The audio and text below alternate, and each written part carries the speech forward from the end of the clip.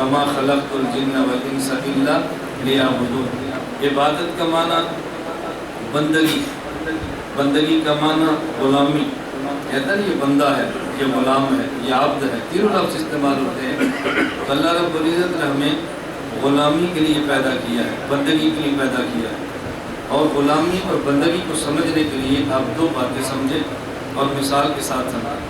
ایک شخص نے بازار سے غلام کو خریدا، غلام کو خرید کے لائے اور شفقت کے طور پہ غلام سے پوچھا کہ آپ کا نام کیا ہے، شفقت کے طور پہ پوچھا کہ آپ کیا کھاتے ہیں، شفقت کے طور پہ پوچھا کہ آپ کیا پہنتے ہیں، جب ہم آپ کو لائے ہیں تو آپ کو کھلانا بھی ہے پلانا بھی ہے، کیا کھلائیں کیا پلائیں۔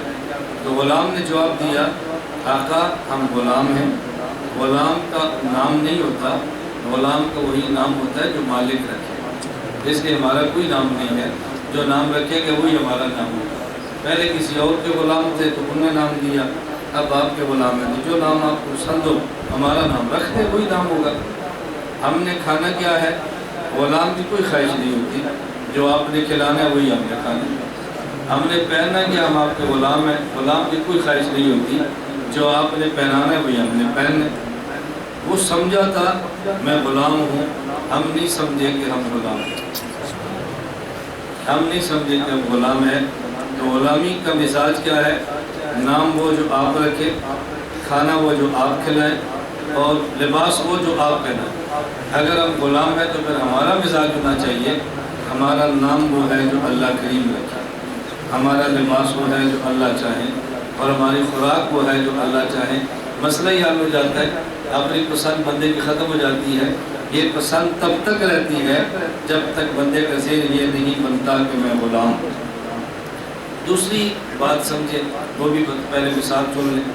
ایک شخص نے غلام خریدا، غلام کو لائے اور غلام ان کی خدمت کرتا رہا۔ اب عذر شفقت ایک دن ان کا جی چاہا کہ آج میں غلام کو پھل کاٹ کے خود کھلاؤں، تو انہوں نے بازار سے ککڑی لی، ککڑی تر یہ جو کھیرے کی طرح ہوتی ہے، کھیرے کی بہن سمجھیں، یہ کھیرے کی بہن، یہ کھیرا وہ نہیں جسے آپ کھیر کہتے ہیں، آپ کو کھیر دودھ کو کہتے ہیں نا، یہ کھیرا جو پھل ہے اس کی جو بہن ہے ککڑی، وہ خرید کے لایا اور انہوں نے غلام کو کھلایا۔ ایک اس کی کاش کاٹی جسے آپ کاڑی کہتے ہیں، کاش کاٹی، وڈی وہ کھا گیا، دوسری کاٹی وہ کھا گیا، تیسری کاٹی وہ کھا گیا، اور مزے لے لے کے غلام کھاتا رہا، مزے لے لے کے کھا گیا۔ اب جو مالک تھے انہوں نے ایک کاش کو کھاتا اور کہا میں بھی کھا لوں، جب کھایا تو کڑوی، اور بڑا تعجب ہوا کہ سارا کڑوی کاشیں یہ کھاتا جا رہا ہے، یہ ساری ککڑی اس نے ختم کر دی، اور ایک بار بھی اس نے ناک نہیں چڑھایا، ایک بار بھی سی نہیں کیا،